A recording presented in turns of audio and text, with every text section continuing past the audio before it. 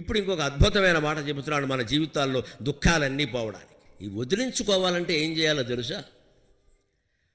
మనవడి మీదో, మనవరాల మీదో, కొడుకు మీదో, కోడల మీదో, భార్య మీదో, భర్త మీదో, ఎవరి మీదనైనా సరే, బంధువుల మీదో, మిత్రుల మీదో మనకి ఎందుకంత ఇష్టం ఏర్పడుతుందండి? కారణం ఆలోచించండి. తరచు చూస్తున్నాం వాళ్ళని, తరచు మాట్లాడుతున్నాం.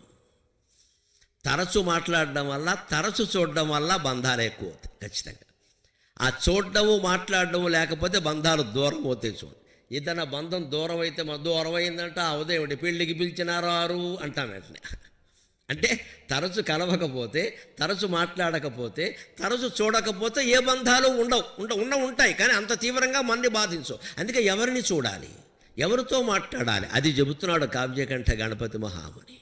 ముఖం తవ ఆసేచనకం ధ్యాయం ధ్యాయం నిరంతరం, ముఖం తవ ఆసేచనకం ధ్యాయం ధ్యాయం నిరంతరం, మృగేంద్రవాహే కాలేన మృగేంద్రవాహే కాలేన మృడక త్వన్ముఖతాం గతక మృడస్త్వన్ముఖతాం గతక. శివుడు సైతం ఏం చేస్తాడంటే, అమ్మవారంటే ఆయనకి చాలా ఇష్టం కాబట్టి, పార్వతి నీ ముఖాన్ని నాకు చూడాలనుందని అలా చూస్తూ చూస్తూ చూస్తూ చూస్తూ చూస్తూ విడిగా ఉండలేక ఆవిడలో కలిసిపోయేట, అర్ధనారీశ్వరుడు అయిపోయేట. అంత ఇష్టం మనం భగవంతుడి మీద ఏర్పరచుకోవాలి. శివుడు అమ్మవారిని చూశాడు అంటే మళ్ళీ మొగుడు పెళ్ళాన్ని చూశాడు అనుకోకండి అమ్మ, ఆ బంధం అక్కడ కుదరదు. ఆయన సాక్షాత్తు దేవుడు, దేవుడు అమ్మవారు దేవుడే. మనం చూడాల్సింది అమ్మవారి విగ్రహాన్ని. ఇప్పుడు అర్థమైందా దేవాలయంలో విగ్రహాలు ఎందుకు ఉంటాయో? తరచు వెళ్ళి విగ్రహాన్ని చూడాలి. దయచేసి దేవుడు విగ్రహాన్ని చూసినప్పుడు కళ్ళు మూసుకోకండి, పనికిమాలిన పని అంటారు దాన్ని. అక్కడ మూసుకుని చెంపలు వేసుకుంటాం, కొంపలు ఇంటికి వెళ్ళి వాయించుకో కూర్చుని 16 సార్లు వాయించేసుకుని 16 ప్రదక్షిణాలు చేసేసి, ఆకులు పువ్వులు వేసేసి, కుంకం బొట్టు ఎట్టేసి, ఇంట్లో ఉన్న దేవుడు ఫోటో కూడా నిండా దేవుడో దెయ్యమో తెలియకుండా బొట్లు ఎట్టేయడమే. మోకాల మీద బొట్టు, మోచేతి మీద బొట్టు. మనకు ఉన్నాయండి ఈ బొట్లన్నీ. దేవుళ్ళకి ఎందుకు పెడతారండి? మనకి ఎంత స్వార్థం అంటే, అక్కడేదో పెడితే మనకేదో వచ్చేస్తుంది, ఏమి రాదు, వేలు నెప్పెడుతుంది. మొత్తం విగ్రహాలన్నీ పాడైపోతాయి. ఏ ఇంట్లో దేవుడు ఫోటో ఉంటే దేవుడు ఫోటోలాగే ఉండాలి. దానికి దండ కూడా వేయొద్దు, మీరు బట్టలు కట్టద్దు, ఏం చేయొద్దు, అలా ఉండేయండి. అన్నీ ఆ విగ్రహంలో కట్టారు, మీరు గమనించండి. మనకంటే అందమైన బొట్టెట్టాడు చిత్రకారుడు, మనం ఏంటి బొట్టెట్టేది మెత్తుతాం ఇక్కడ మొహం మీద. అందుకే నాకు నేను అవన్నీ బొట్టు పెట్టడం ఉన్నా మొహాన్ని. నేను చాలా అందంగా ఉంటాను, నాకు తెలుసు. నేను అందంగా ఉంటానని మా ఆవిడ చెప్పింది, సార్ ఇంకెవరు చెప్పక్కర్లేదు. నేను బొట్టు పెట్టలేము, గుళ్ళో కూడా సరే వాళ్ళు ఇలా అందుకుని నేనే కంఠానికి పెట్టుకుంటాను. నేను ఎందుకంటే మెత్తేస్తారు ఇలాగా. మనం కాదు కూడా తెలియదు. ఇంటికి వెళ్ళి ఫోటో చూపిస్తే నువ్వేనా అంటుంది ఆవిడ. నేను పెట్టుకున్నానుగా ఓ బొట్టు, మళ్ళీ నువ్వేం పెడతావు ఇక్కడ? మరి పెట్టే సరిగ్గా ఉంటుందో కుదరదండి. అంత శ్రద్ధగా ఎవరు పెట్టలేరు. ఇంటికి వచ్చిన మొత్తం ఎదువులకి వేళ బొట్టు ఎడుతున్నారు, ఇలా మెత్తుతారు అంతే. ఇక్కడ మళ్ళీ ఆవిడ 100 సార్లు ఇలా అనుకోవాలి. అక్కడ అంత పెద్ద సెంటిమెంట్ పెట్టుకోవాల్సిన పని లేదండి దానికి. అక్కడ మనకు దానికి ప్రాధాన్యం ఇస్తారు. అక్కడ దేవుడి ఫోటోలో లక్ష్మీదేవికి, వాసవీదేవికి, సరస్వతీదేవికి అందరికీ బొట్టు ఉంది కదా, నువ్వేంటి పెట్టేది ఇక్కడ? దండం పెట్టుకోరాదా? చూడరాదా? ఆ ముఖాన్ని చూడాలండి. అలంకరణ ఎందుకు చేయాలి అసలు? చూడండి చూడండి చూడండి, పావు గంట చూడండి, అరగంట చూడండి, ఓపుకుంటే 24 గంటలు చూడండి అమ్మా. తక్షణం అర్థం అవుతుంది. ఆ ప్రయత్నం మనం చేయదు. కానీ మనకు వంకాయలు, టెంకాయలు, రాగద్వేషాలు, ఆశమ్మ, బోసమ్మ, ఆకాక, ఈహి ఎన్నున్నాయి ఇక్కడ. ఆవిడ చూస్తూ కూర్చుంటే మనకి ఇవన్నీ అలాగా పెంట బయటకు వచ్చేయద్దు. పేపర్ చూడొద్దు, 10 మందిని తిట్టుకోవద్దు, ఆత్మస్థుతి పరనంద వద్దు. అమ్మవారి ముఖం ఎవడో చూస్తారండి, వాళ్ళు ఆయన చూసుకుంటాడు మనకే. అందుకే మనకి ఎప్పటికీ దేవుడు కనపడ్డు, ఎప్పటికీ దేవుడు కరుణించడు, ఎప్పటికీ మన ఆర్తి తీరదు. నీకు ఆయన మీద ఇంట్రెస్ట్ లేనప్పుడు నీ మీద ఆయనకే ఉంటుందయ్యా పని లేక. మన ఇంట్రెస్ట్ అంతా మన ఇంట్లో కుటుంబ సభ్యుల మీద, మనవాళ్ళ మీద, మనవరాళ్ళ మీద, చింతపండు మీద, చింత చెట్టు మీద ఉంది. ఇక్కడ మన దృష్టి ఎంతో ఎలా ఉందో అలాగే ఉంటుంది ఫలితం కూడా. ఇక్కడ అది చెబుతున్నాడు. ఇక్కడ ముఖం తవాసేచనకం, వెలుగులు వెదజల్లేటువంటి నీ ముఖాన్ని ధ్యాయం ధ్యాయం నిరంతరం, నిరంతరం రాత్రి బొవలు తేడా లేకుండా ఆలోచించి చూసి ధ్యానం చేసి మృగేంద్రవాహే కాలేన మృడక త్వన్మయతాం త్వన్ముఖతాం గతక. మృడు అంటే పరమశివుడు చివరికి నీలో కలిసిపోయాడమ్మా. నీ ముఖమే ఆయన ముఖం, సగం ఈవిడ సగం ఆయన. అల్లా మనం చూడాలి అమ్మవారి ఫోటోని. ఇంట్లో ఉన్నది మీరు గుళ్ళో కూడా రావక్కల్లా. మీ పూజా మందిరాల్లో విగ్రహాలు ఉన్నాయి, ఫోటోలు ఉన్నాయి. కూర్చోండి, ఒక అరగంట కూర్చోండి. పొద్దున్న అరగంట, సాయంత్రం అరగంట కూర్చోండి. వీలైతే 2 గంటలు కూర్చోండి అమ్మా. ఎంత వీలైతే అంత కూర్చోండి. పూజా మందిరాన్ని దయచేసి బాత్రూమ్లా కట్టకండి. ఓ చిన్నది ఈశాన్యమూల మనకి ముఖ్యం ఇక్కడ, ఇదో వాస్తు. మళ్ళీ ఇక్కడ ఈశాన్యమూల దేవుణ్ణి పెట్టి దేశంలో ఉన్న విగ్రహాలన్నీ అక్కడ పెట్టేసి మనం ఆ ఈశాన్యం తప్ప అంతా తిరుగుతూ ఉంటాం మనం. అక్కడికి మళ్ళీ పైగా ఇంకా కొంతమందికి బద్ధకం ఏంటంటే అక్కడో బ్రాహ్మణే పెడతారు, వాడు పూజ చేస్తాడు, వాడికి వస్తుంది ఫలితం, మనకి రాదమ్మా. రోజు మా ఇంట్లో పూజ చేస్తాం, పిచ్చి కబుర్లు చెప్పక. నువ్వు చేసావా? దానికో మనిషా, దానికో పెయిడ్ సర్వెంటా? చేసేవాళ్ళు పుణ్యాత్ములేనండి. మనం ఎందుకు చేయించుకోవాలి? మనకు పని, మనం కూర్చోలేము అక్కడ. అబ్బే మనకు బద్ధకం, 3 పనులు ఉన్నాయి. బంధువులు వస్తారు, పలకరించాలి, శత్రువులు ఉన్నారు, దెబ్బలాడుకోవాలి, వాడు జుట్టెట్టుకోవాలి, వీడు పొట్టెట్టుకోవాలి, పూజా గదిలో కూర్చుంటే ఇవన్నీ ఎక్కడుంటాయి? అందుకని కూర్చోవడానికి కూడా వీలు లేకుండా దాన్ని చిన్న గది కింద ఈశాన్యంలో పెట్టాలని పెట్టేవాడు. తీసేవలసింది అది కూడా బాత్రూమ్ కింద వాడుకునేవాడు, దానికేముంది?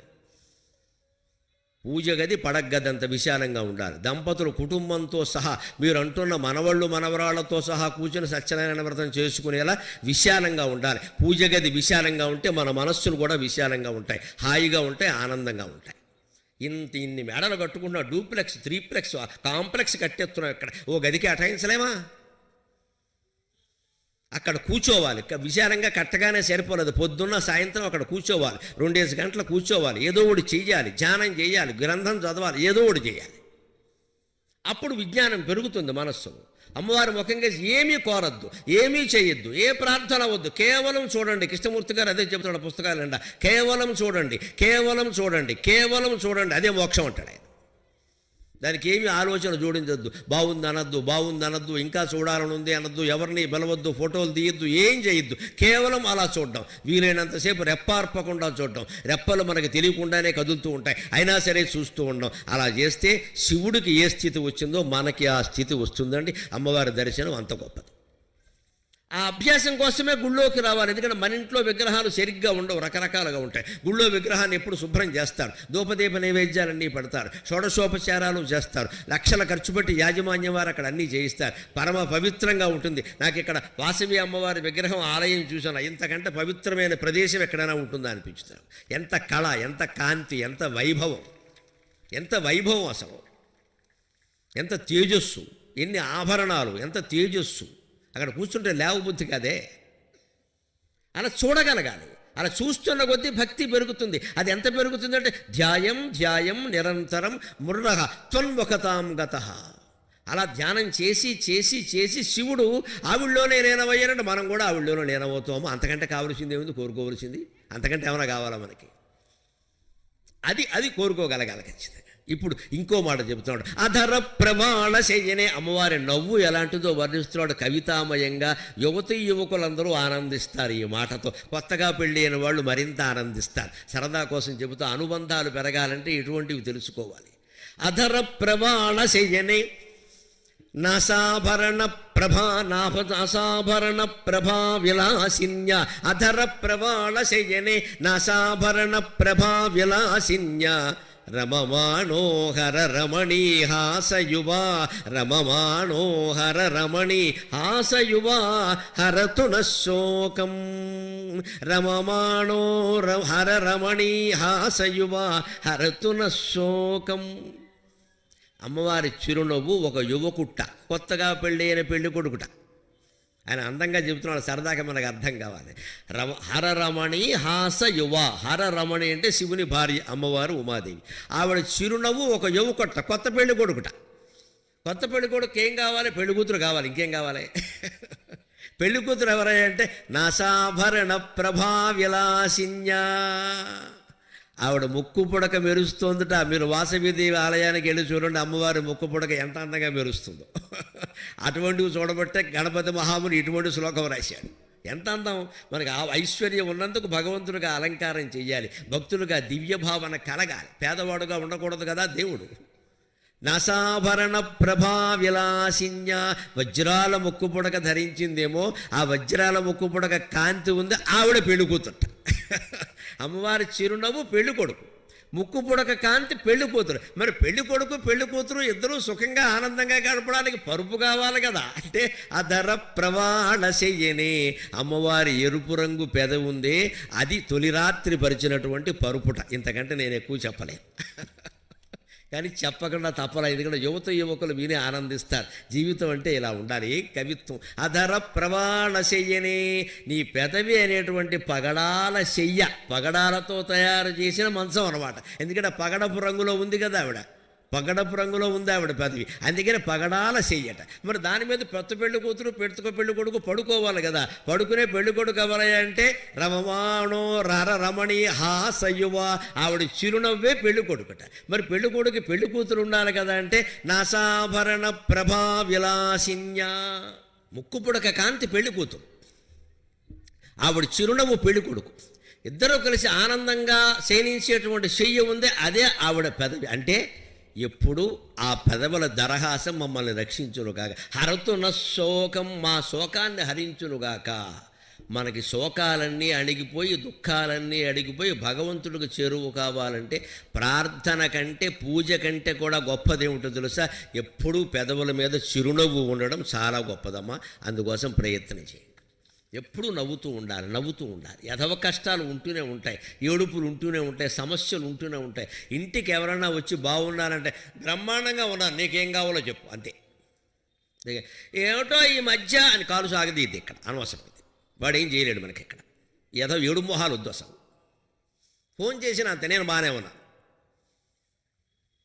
ఎవడు సానుభూతి, ఎవడు పలకరింపు ఆశిస్తున్నా కూడా దరిద్రగొట్టి జీవితం అది. ఎదుటివాడు ఈర్ష్యపడేలా బతకాలంటే మనం సానుభూతి చూపించద్దండి ఎవడో కూడా. అలా ఉండాలి. లైఫ్ అంటే అది. 1,00,00,000 మంది మనం చూసి ఈర్ష్యపడేలా బతకాలండి. మనం కోరుకోం, పడితే పడినాయి, వాడి కర్మ. అంత వైభవంగా ఉంటాం. ఉన్నా లేకపోయినా అడిగితే నేను అలాగే ఉన్నా, నీకేం కావాలో చెప్పంటాం. చెప్పొద్దు, మన కష్టాలు ఎవరికి చెప్పొద్దు, మన దుఃఖాలు ఎవరికి చెప్పొద్దు. పూజా మందిరంలో అమ్మవారు ఉంది, మనం ఉన్నాం ఇక్కడ, చెప్పుకుంటామండి. అంత బాధగా ఉంటే నాటకం ఆడక్కల. నిజంగా కష్టం ఉంది, నిజంగా దుఃఖం ఉంది, భగవంతుడు తీర్చాలి కానీ ఈ పెద్ద మనుషులు ఎవరైనా తీరుస్తారా? వీళ్ళు ఇంకా ప్రచారం చేస్తారు బయటికి వెళ్ళి. ఆయన ఏదో సుఖంగా ఉన్నాడు, చాలా హే హే అంటాడు. ఇక్కడ ఎంత ఆనందం అండి వాడికి. మన కష్టాలు వాడికి అంటే మనం చెప్పేది చెప్పకూడదండి ఎవరికి, దగ్గర బంధువులకు కూడా. అంత చెప్పుకోవలసి వస్తే తల్లి తండ్రి ఉన్నారమ్మా, భార్య భర్త ఉన్నారు. ఒకళ్ళు ఒళ్ళు ఒకళ్ళు తల పెట్టుకుని ఏడవచ్చు. బయటికి ఎందుకు వెళ్ళాలి? ఆ విషయం ఓదార్చడానికి భార్య లేదా, భర్త లేడా, తల్లి లేదా, తండ్రి లేదా? బయటికి ఎందుకు వెళ్ళాలండి విషయం? ఎవడో ఇంటికి వచ్చి కాస్త కాఫీ తాగి కాస్త ప్రేమగా పలకరించగానే మొత్తం ఒలకపోసేయడమే హిస్టరీ అంతా. ఇక్కడ బాబర్ దగ్గర నుంచి అక్బర్ వరకు మొత్తం. ఇక్కడ ఇంత సానుభూతి కోరుతున్నామంటే మనం బలహీనులమా బలవంతులమా? మనలోనే బలహీనతను పెట్టుకుని ఎవడు రక్షిస్తాడంటే మనని ఎందుకు చెప్పాలి అవతల వాడికి? వాడు ఒకవేళ తప్పనిసరి అడిగితే ఏం లేదా, అది చాలా చిన్న విషయం, గో అంతే, ఇక మాట్లాడక్కర్లేదు. ఇక్కడ ఒక 100 మందికి దీన్ని వివరించినందువల్ల వచ్చే ప్రయోజనం ఏం లేదమ్మా. ఎప్పుడు నవ్వుతూ ఉండాలి. వివేకానందుడు చెబుతాడు, ప్రార్థన కంటే కూడా నిన్ను భగవంతుడికి దగ్గర చేసేది నీ పెదవుల మీద చిరునవ్వే అంటాడు ఆ మహానుభావుడు. ప్రార్థన కంటే కూడా. అందుకని ఎప్పుడు ఎవరి గర్భణ అన్నా బాగున్నావా నవ్వుతూ ఉండవే అంతే. వాడికి ఏమైనా కావాలంటే చేస్తాను, లేదా పోతాడు. మన కష్టాలు చెప్పదు. చెప్పవలసింది చెప్పగలిగింది తీర్చగలిగింది అమ్మవారు ఒకరే. చెబుతాం హాయిగా. పూజా మందిరంలో కూర్చున్నాం, తలుపేసేస్తాం, ఏడుస్తామమ్మా, కాళ్ళ మీద పడి ఏడుస్తాం, ఏం పర్వాలేదు.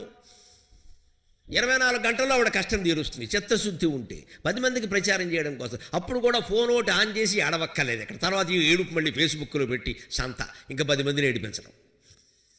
ఆత్మవంచన అంటారు దీన్ని. దేవుడి దగ్గర చెప్పడానికి కూడా మనకి ప్రచారాలు కావాలా? హర రమణీ హాసయువ. ఎందుకంటే ఆవిడ చిరునవ్వు అటువంటిది అంటే ఆవిడ వదనం ఎటువంటిది. అతవా వదనం తవాద్రి దుహితక విజితాయ నతాయ శీత కిరణాయ, వదనం తవాద్రి దుహితక విజితాయ నతాయ శీత కిరణాయ, ద్వారప పదవీ ప్రదదౌ అయమిక దరహాసనామధరః, ద్వారప పదవీ ప్రదదౌ అయమిక దరహాసనామధరః.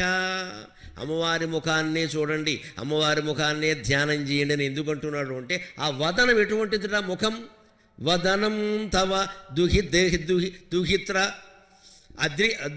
అద్రి దుహితక, వదనం తవ అద్రి దుహితక.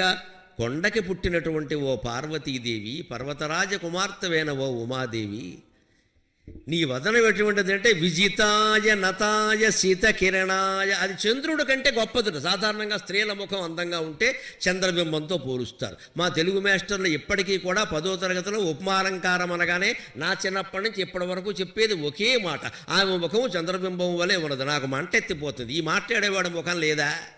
శతాబ్దాల తరబడి ఒకటే ఉదాహరణ. ఇందుకే పాఠాలు ఎవడో వినడం. కొత్త ఉదాహరణ వెతకరు, ఎందుకంటే బద్ధకం.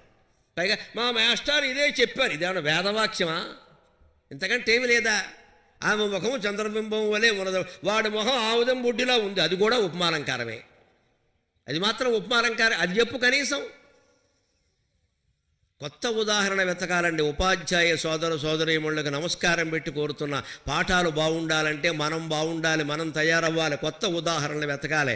మన గురువులు చెప్పింది చెప్పడం కాదు. ఇక్కడ ఇంగ్లీష్ మాస్టర్ ఉంటాడు మహానుభావుడు, ఎప్పటికీ యాక్టివ్ వాయిస్ అనగానే రామా కిల్డ్ రావణ, తర్వాత మర్డర్లు ఏం జరగలేదా?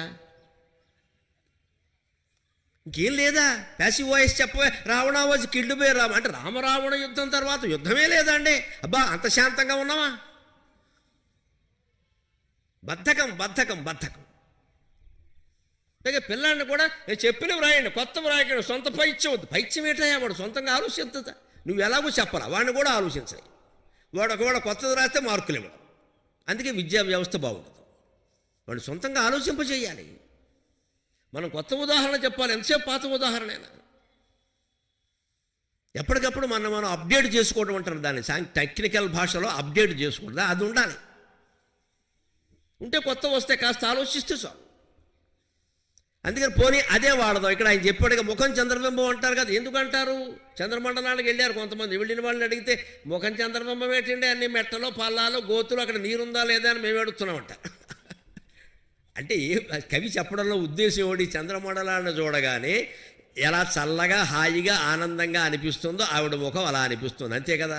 అది పూర్వం వాడిందే కాబట్టి దీన్ని విభిన్నంగా వాడుతున్నాడు గణపతి మహాముని. అలా వాడడం. ఈయన ఏమంటున్నాడు అంటే విజితాయ నతాయ శీతకిరణాయ. నువ్వు చంద్రుడిని జయించావమ్మా, అందుకని చంద్రుడు నీకు ఓడిపోయాడు కాబట్టి కాళ్ళకి నమస్కారం చేశాడు. ఓడిపోయిన వాడు కాళ్ళకి దండం పెట్టి శరణాగతి చెందినప్పుడు పోలేరా ఏడవకో, నీ రాజ్యం అంతా నా వశమైంది కానీ పోనీ ఏదో చిన్న పదవి ఇస్తానని ఇవ్వాలి కదా. అందుకని అమ్మవారు జాలిపడి తన ముఖకాంతి ముందు ఓడిపోయిన చంద్రుడు వచ్చి కాళ్ళ మీద పడగానే, ఏదో ఓడిపోయారని ఒప్పుకున్నావు కదా, నా ముఖం ముందు నువ్వెంతరా, నీ కాంతి అంతా, నీకేదో పదవి ఇవ్వాలి కదా అని, ఇగో మా గేట్ కీపర్ కింద ఉండు, వాచ్మెన్ కింద అని చెప్పేది. అందుకని ఆవిడ పెదవుల దగ్గర కాపలా కాస్తున్నట్ట. ఆ పెదవుల దగ్గర కాపలా కాస్తున్న చందమామే ఆవిడ చిరునవ్వు అని వర్ణించాడు కావ్యకంఠ గణపతి. ఏం అందమైన కవిత్వం.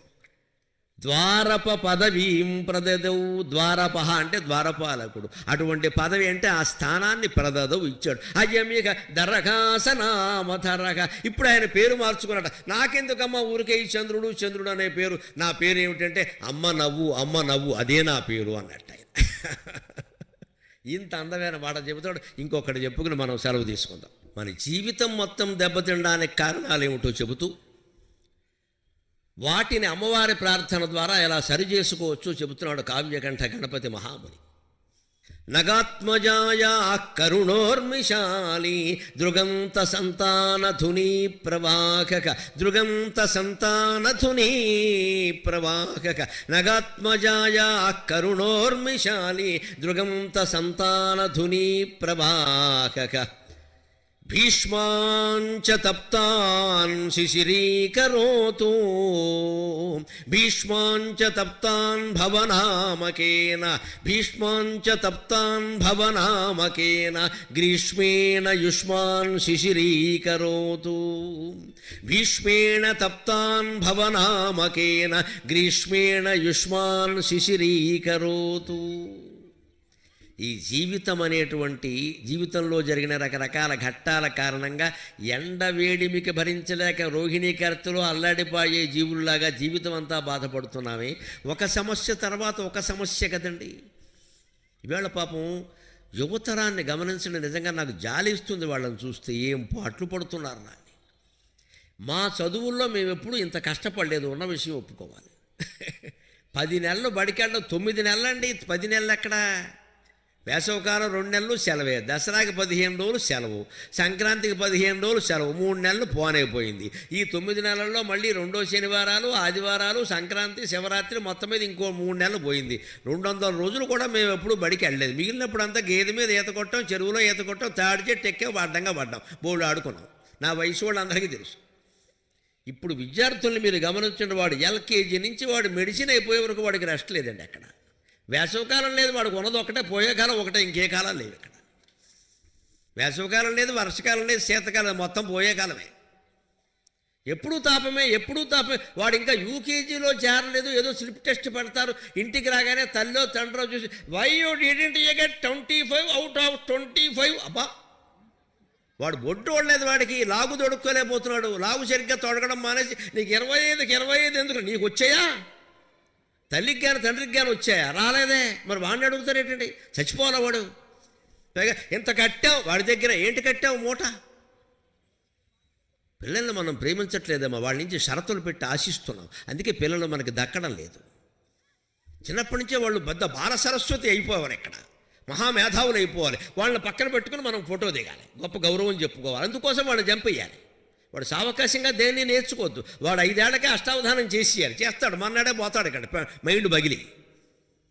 నేను సహస్రావధానం చేస్తుంటే మీకేం తెలుసామా, నా కన్న తల్లి ఎదురుగా ఉండి ఏడుస్తోంది ఆవిడ.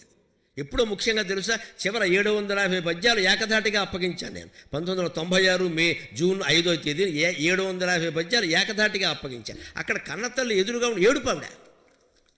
నాకేమో ఇక్కడ ధారణ నడుస్తోంది, అన్నీ గుర్తు చేసుకోవాలి. కాగితం లేదు, కలం లేదు, ఫోన్ లేదు, అన్నీ బుర్రలో ఉన్న 750 పద్యాలు వరుసగా. ఇందులో వ్యాఖ్యానాలు ఏం లేవు, చెప్పడమే. మధ్యలో ఏడుస్తూ కళ్ళు తుడుచుకుని దండం పెట్టు కూర్చుంటుంది. నాకేసి చూడట్లేదు.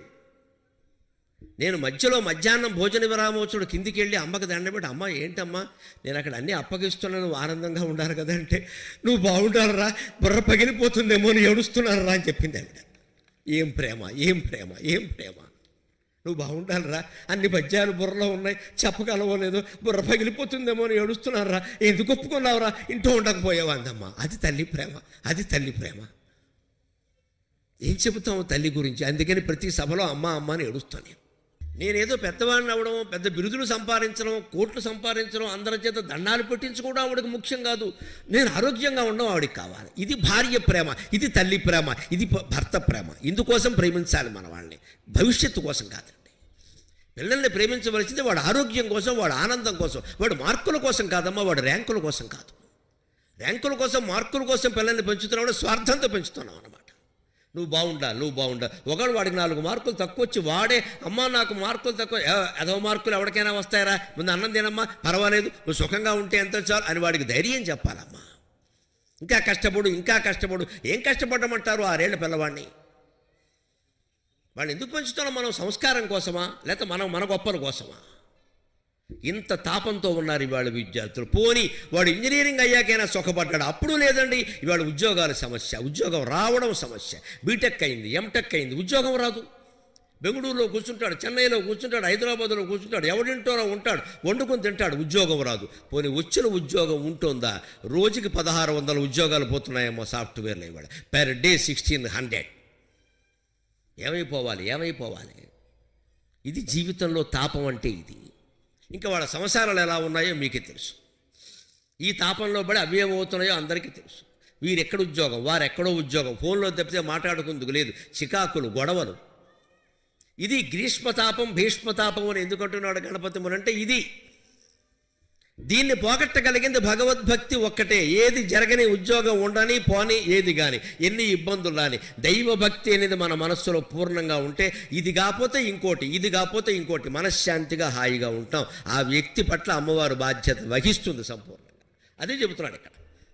అయితే నువ్వేమీ కంగారు పడవలసిన పని లేదయ్యా, భగవంతుడు నమ్ముకో. ఈ గ్రీష్మతాపాన్ని, ఈ భీష్మతాపాన్ని శిశిరీకరోతు, మొత్తం చల్లగా మార్చేస్తుంది ఆవిడ, చల్లగా మార్చేస్తుంది. ఎందుకని అలా ఎందుకు చేయగలుగుతుందయా ఖచ్చితంగా అంటే, ఆ ధ్యానం కారణంగా తన భక్తుడు తాను కాపాడుకోవాలి కాబట్టి చేయగలుగుతుంది ఖచ్చితంగా. నగాత్మజాయా కరుణోర్మిశాలి, నగాత్మజ పర్వతరాజ కుమార్తె అయిన ఉమాదేవి యొక్క కరుణా ఊర్మిశాలి, కరుణా తరంగాలు మన మీద ప్రవహిస్తాయి. ధ్యానం కారణంగా, జపం కారణంగా, నామస్మరణ కారణంగా. ఊరికే ప్రవహించం. మన మనస్సులో భగవంతుడికి ఎంత స్థానం ఇచ్చాం. ఈ ఆలోచనలన్నీ పక్కన పెట్టి భగవన్నామ జపం చేయాలి. దృగంత సంతాన ధుని ప్రవాహ, ఆవిడ కటాక్షం నుంచి సంతాన ధుని ప్రవాహం వస్తుంది. అంటే సంతానానికి సంతానం మనం కోరుకుంటాం కదా. మా అబ్బాయి అండి, మా అమ్మాయి అండి, మా మనవడండి, మా ముని మనవడండి అంటాం కదా. ఈ పరంపర ఎలా ఉందో అలాగే ఆవిడ కటాక్ష కాంతి పరంపరగా మన మీద ప్రవహించి భీష్మాంచ తప్తాన్ శిశిరీకరోతు. ఈ సంసారం పేరు మీద, భవనామకేన పేరు మీద మనకి వస్తున్నటువంటి కష్టాలన్నీ ఆవిడ పోగొట్టు తీరుతుంది ఖచ్చితంగా అంటున్నాడు. ఇప్పుడు ఇంకొక మాట చెప్పుకుని 5 నిమిషాల్లో మనం సెలవు తీసుకుందాం. నాశాయ తుల్యోద్ధత కామలోభ క్రోధ త్రిదోషస్య భవామయస్య శివప్రియే వీక్షిత భేషజంతే క్రీణాని భక్త్యా వదభోక్కియంత్యా. పరమ చమత్కారంగా అమ్మవారితో బేరమాడుతున్నాడు భక్తుడు. పోనీ అమ్మా, నువ్వు వ్యాపారస్తురాలివి, నేను వస్తువు నీ దగ్గర కొందామని వచ్చాను, బేరం ఏమిటో చెప్పుకుంటున్నాడు. అది చమత్కారం. ఏమిటి వస్తువు, ఏమిటా బేరం అంటే ఆయన చెబుతున్నాడు, నీ దగ్గర వస్తువు ఉందమ్మా, అది నాకు కావాలి. వస్తువు ఉన్నవాళ్ళు ఎవరైనా అమ్మాలంటే మరి ధర చెప్తారు కదా, అందుకని ముందు ధర చెప్తే ఆ డబ్బు నా దగ్గర ఉందో లేదో నేను చూసుకుంటానమ్మా. ఏమిటి ఈయనకు కావలసిన వస్తువు, ఆవిడ ఇవ్వగలిగిన వస్తువు, ధర ఏమిటి అంటే నాశాయ తుల్యోద్ధత కామలోభ క్రోధ త్రిదోషస్య భవామయస్య. ఎప్పుడు శరీరంలో 3 తత్వాలు, శరీరం 3 టైప్స్: వాతతత్వం, పిత్తతత్వం, కఫతత్వం. ఇవే ఆయుర్వేద వైద్యులు చెబుతారు. దీన్నే ఇంగ్లీష్ డాక్టర్లు కూడా 3 రకాలే అన్నారు. ఇంగ్లీష్ కోసం ఇప్పుడు 4వ రకం రాదు, అక్కడ పేర్లు మారతాయి అంతే. 3 వీటిని సత్వరజస్తమో గుణాలు అంటారు. త్రిగుణాత్మకం, సృష్టి అంతా త్రిగుణాత్మకం. మన శరీరంలో కూడా ఉన్నవి 3 తత్వాలు. ఒక్కొక్క దాన్ని బట్టి వైద్యం చేస్తారు. వాతతత్వం, అక్కడ వాయువు ప్రధానంగా ఉంటుంది. కఫతత్వం శ్లేష్మం పట్టిస్తూ ఉంటుంది మాటికి. వాతతత్వం ఉన్నవాళ్ళకి ప్రతిదానికి వాతం చేసేస్తూ ఉంటుంది. కఫతత్వం ఉన్నవాళ్ళకి శ్లేష్మం పట్టేస్తుంది. పిత్తతత్వం ఉన్నవాడికి తరచు అరక్కపోవడం అది ఉంటుంది. ఇది డాక్టర్కి చెబితే దాన్ని బట్టి మందులు ఇస్తాడు. ఇంగ్లీష్ వైద్యంలో కూడా మీరు గమనించారు. వెళ్ళినప్పుడు మీకు పెన్సిలిన్ పడుతుందా, మీకు సల్ఫర్ పడుతుందా అంటే నేనైతే అంటాను, నాకు నువ్వు ఇచ్చే బిల్లు తప్ప అన్నీ పడతాయి, నాకు పడంది ఏం లేదు. అందుకని సల్ఫర్ పడుతుందా అని అడిగి సల్ఫర్ లేని మందులు రాయాలి కదా. మరి పెన్సిలిన్ పడదు అంటే పెన్సిలిన్ ఇంజెక్షన్ చేయకూడదు కదా, రియాక్షన్ ఇస్తుంది, కొంతమందికి పడదు. అలాగా తత్వపూర్వం ఆయుర్వేద వైద్యులు ఏం చేసేవారంటే నాడి చూసి గమనించేవారు. ఎంత గొప్ప వైద్యులు. ఇది ఇలా పట్టుకుని మీది వాతతత్వం అండి, మీకు ఈ రకమైన మందులు పనికిరావు అని వేరే ఇచ్చేవారు. మనం వంకాయ కూర చాలా గొప్పది అంటాం, కొంతమందికి ఆ వంకాయ పడదు, అసలు ఎనర్జీ, వాళ్ళు తింటే కుదరదు, దగ్గు వచ్చేస్తున్నట్లే. అంచేత వాళ్ళు ఎప్పుడు వంకాయ తినడానికి వీల్లేదు, ఎంత ఇష్టమైనా సరే వదిలేయవలసింది, ఆ శరీరానికి అది పడదు. అలాగ మన శరీరంలో మానసికంగా 3 దోషాలు ఉన్నాయట. వాత దోషం, పిత్త దోషం, కఫదోషం వల్ల శారీరక అనారోగ్యాలు వచ్చినట్టే కామ క్రోధ లోభాలనే 3 వల్ల జీవితం నాశనం అవుతుందట. అది చెబుతున్నాడు ఇక్కడ. ఎంత గొప్పగా చెప్పి, నిజంగా ఇంతే కదా ఆలోచన. కామం, క్రోధం, లోభం అంటే కోరిక ఉంది, కామం, అది తీరకపోతే వచ్చింది క్రోధం, అది నాకే తీరాలి అనుకోవడం లోభం. ఇది లేకపోతే ఏం లేదండి. కామ క్రోధ లోభ మోహ మదమాశ్చర్యాలు అంటారు. 6 షడ్వర్గం అంటే 6 ఏం లేవండి, నిజానికి 3. అందుకే కామము, క్రోధము, లోభము ఈ వరుసలో ఇలా రాయండి. ఎడం వైపుని, కుడివైపుని మోహము, మదము, మాత్సర్యము రాయండి. కామం ఎదురుగా మోహం, క్రోధం ఎదురుగా మదం, లోభం ఎదురుగా మాత్సర్యం రాయండి. జతపరచుము రాస్తారు చూడండి, సైన్స్లో, ఫిజిక్స్లో, వాటిలోనూ అలాగే జతపరచుములాగా కామము, క్రోధము, లోభము ఎడంవైపు రాసి దానికి సరిగ్గా ఎదురుగా మోహము, మదము, మాత్సర్యము రాయండి. 3 శత్రువులు ఈ 3. ఎందుకంటే కామం అంటే కోరిక, ఆ కోరిక పెరిగి మోహమైంది. కోరిక ఉంటే తప్పు లేదండి, ఆ కోరిక తీరకపోతే నేను బతకను, చచ్చిపోతా, దీన్నే మోహం అంటారు. అంత మోహం వరకు వెళ్ళనీయకూడదు, దాన్ని కోరిక స్థాయిలోనే ఆపేయాలి. అప్పుడు దాన్ని కంట్రోల్ చేయగలం, ఖచ్చితంగా అదుపులో పెట్టగలం. అదుపులో ఎందుకు పెట్టలేకపోతున్నామంటే మోహం స్థాయికి వెళ్ళిపోయింది అది. అంచేత కామాన్ని అదుపులో పెట్టాలంటే ఉండని, పర్వాలేదు, కోరిక ఉండని. కామం అంటే లైంగిక వాంఛ కాదు, ఏ కోరికైనా కోరిక ఉండని. పలానా వస్తువు కొనుక్కోవాలి, కోరిక తప్పు లేదండి. అవసరమైనప్పుడు కొంటాం, డబ్బు ఉన్నప్పుడు కొంటాం, వాయిదా వేద్దాం. లేదు సాయంత్రానికల్లా అది నా ఇంట్లో ఉండాల్సిందే, ఈ వెధవ బయట ఉంటాడు శవం కింద. ఎందుకు ఈ మాటలన్నీ ఇక్కడ? సాయంత్రానికి నా ఎంతమందికి ఎన్ని పట్టుదలలు ఉన్నాయండి వస్తువుల విషయంలో. ప్రాణం తినేసి కొనిపించే వరకు ప్రాణం తినేస్తారు. అది కావాలి, అది కావాలి, నేను అనుకున్నదల్లా తీరాలి. మా నాన్న తీర్చేవాడు, వాడు అంతకంటే పెద్దాడు, వీడు ఎంతకంటే పెద్దాడు. ఇక్కడ మీ నాన్న తీర్చి వీడు తీర్చాలి. ఇక్కడ అసలు తల్లిదండ్రులు పిల్లల్ని అలా పెంచడమే తప్పు. చిన్నప్పుడే ఆడపిల్లలకి మగపిల్లలకి అందరికీ కొన్ని కోరికలు తీరతాయి, కొన్ని కోరికలు తీరవు. మనకి డబ్బు లేదు కాబట్టి కొన్ని తీరవు, కొన్ని వాయిదా పడతాయని ఖచ్చితంగా చెప్పాలండి. అప్పుడే పిల్లలు బాగుంటారు. నాకు ఒక్కత్త కూతురు, నేను ఏడగితే అది ఇస్తాను. నీ ప్రాణం తీసేస్తుంది ఆ కూతురు రేపొద్దున, మహానుభావ, జాగ్రత్తగా పెంచు. పిచ్చి పెంపకాలు ఉండకూడదండి. ఒక్కతే కూతురు, ఒక్కడే కొడుకు, మొగుడు కూడా ఒక్కడేనమ్మా, పెళ్ళాం కూడా ఒక్కరే. ఇద్దరు ముగ్గురు ఉండరు ఎవరికి, కొంపలుండు కింద. ఇదే మాట్లాడి పైగా ఇది గర్వంగా చెప్పడం, ఒక్కడే కొడుకు అయితే ఏంటట? వాడు వ్యధవం చేసేది మనమేనండి. వాడు అన్న ప్రతిదీ తీర్చేయడమే. వాడికి 12 ఏళ్ళు తాగుడు గలవాడు పడ్డాడు. ఇక్కడ ఏమనంటే ఫ్రెండ్స్ అంటాడు. మూతిమి కొట్టి ఇంట్లో కూర్చోబెట్టద్దా పట్టుకుని. ఆ ధైర్యాలు లేవండి ఎవరికి. వాడు ఏమన్నా చేసుకుంటే 10 రోజులు ఏడుస్తాం. అమ్మ నేను మొహమాట పడకు, చేసుకుంటే 10 రోజులు ఏడుస్తాం. వాడిని కంట్రోల్ చేయకపోతే జీవితాంతం ఏడవాలి, జీవితాంతం ఏడవాలండి. ఏడు చేసుకుంటాడు, చేసుకోమని వెళ్ళి ఇక్కడ. ఈ వీడితో పుట్టామా అండి? మనం పుట్టి పెళ్ళయ్యాక కదా ఈ పెద్ద మనిషి పుట్టింది ఇక్కడ. వాడికి మనం భయపడ్డామా? ఏదో 10 ఏళ్ళు వచ్చే వరకునేమో కొడుకు తండ్రికి భయపడతాడా? వాడికి 20 ఏళ్ళు రాగానే తండ్రి కొడుకు భయపడతాడా? ఇదేనండి మాయ, ఇదే మహామాయ. ఎందుకు ఆ స్థితి తెచ్చుకున్నాం? బలహీనత. ధృతరాష్ట్రుడి కథ వింటాం, మళ్ళీ మనం అలాగే ఉంటాం.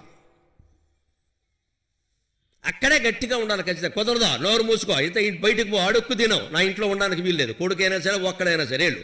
ఒకవేళ భార్యో భర్త వాడిని నువ్వు కూడా వెళ్ళు, సహేంద్ర తక్షక యశ్వాక వెళ్ళు అని చెప్పాలి ఖచ్చితంగా. నువ్వు కూడా వెళ్ళు, వాడితో పాటు అడుక్కో. ఖచ్చితంగా ఉండాలి. అప్పుడు ఇల్లు బాగుంటుంది ఖచ్చితంగా. దారికి వచ్చేస్తాడు, 24 గంటల్లో దారికి వచ్చేస్తాడు. మనం పెంచి పోషిస్తుంటే పాములో పెరుగుతాడు ఇక్కడ. ఇది కోరిక మోహం స్థాయికి వెళ్ళిపోయింది వాడికి. వాడు ఏదో కావాలంటాడు, దేన్నో ప్రేమించానంటాడు, చేయకపోతే చచ్చిపో మనం చేసుకున్నా కూడా చచ్చిపోవలసిందే. పడలేక అన్నిటికీ అంగీకరించడమే ఇంకా. అలాగే క్రోధం వచ్చింది. క్రోధం మంచిది రావాలండి, క్రోధం రాకూడదు, తెచ్చుకోవాలి. కోపం ఎప్పుడు దానంతట అది రాకూడదు, మనం తెచ్చుకోవాలి. ఎందుకని? పని జరగడానికి. ఓ హెడ్ మాస్టర్ ఉంటాడు, కాస్త కోపడకపోతే స్కూల్లో ఎవడు పని చేయడు. ఇక్కడ హెడ్ మాస్టర్ ప్రశాంతంగా ధర్మరాజులో ఉంటే అందరూ పేకాడుకుంటారు ఆయనతోటి. కుదరదు, హెడ్ మాస్టర్ కొంచెం గట్టిగా ఉండాలి. తోలు ఊడిపోద్ది ఏమనుకుంటాం ఇక్కడ అన్నట్టే ఉండాలి, అప్పుడే పని చేస్తారు. అంచేది ఆ హెడ్ మాస్టర్ ఆ క్రోధాన్ని చూపించాడు. నిజానికి ఆయనకి లేదు, ఉంటే బీపీ వచ్చేస్తుంది. అది ఆ పని అయిపోగానే మర్చిపోయి ఏమనుకోకుండా ఊరికే పని జరగాలి కదా అన్నానని చెప్పాలంతే, వెంటనే కరిగిపోతాడు. అంచేత క్రోధం ఎప్పుడు మదం స్థాయికి చేరకూడదు. ఆ కోపంతో వస్తువులు పగలగొట్టేయడం, గర్వించడం, దుర్యోధనులాగా నవఖండ భూమండలాధిపమకుట తట ఘడిత మణిగణ నీరేజుత నిజపాద పంకేరుకుండనై. ఎవడు చదవమన్నాడు ఇంత డైలాగ్? నేను ఎక్కడ? దీనికోసం ద్రౌపదిని లాక్కు రావాలా సన్నాసి?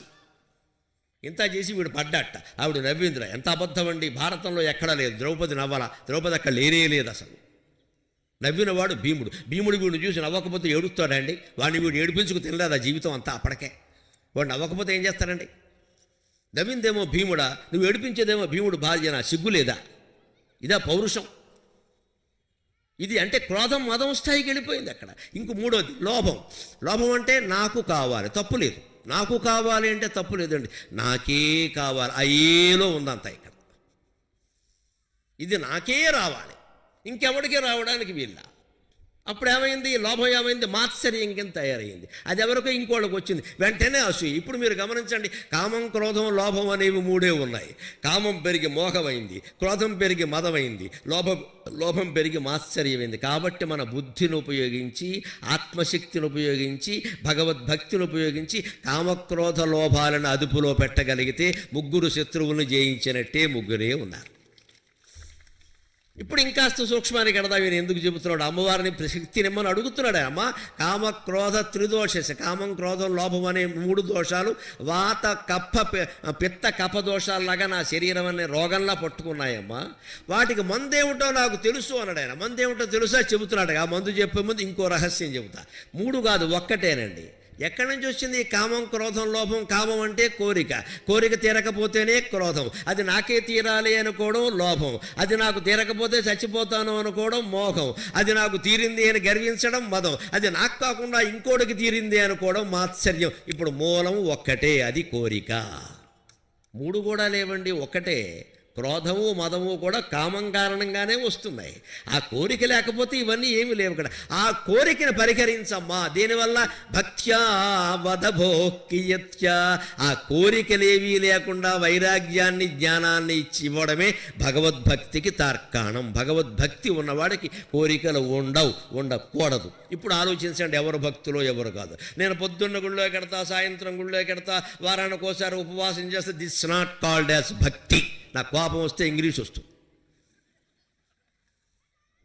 ఈ గుళ్ళో కెడతా, బళ్ళో కెడతా, ఇది కాదండి భక్తి. నేను పారాయణ చేశా, నువ్వు మానేయి, అన్నీ మానేయి. కోరికలు మానేసావా లేదా?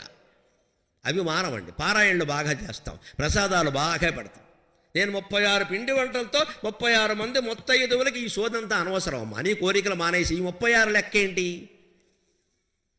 ఇదంతా మన వైభవం, మన గొప్ప, మన ఫోటోలు, మన వాట్సాప్లు, మన ఫేస్బుక్లు, మన లైక్లు, మన డిజలైక్లు, దీనికోసం చేస్తున్నాం ఇక్కడ. పైగా అమ్మవారి కోసం అని చెబుతాం ఇక్కడ.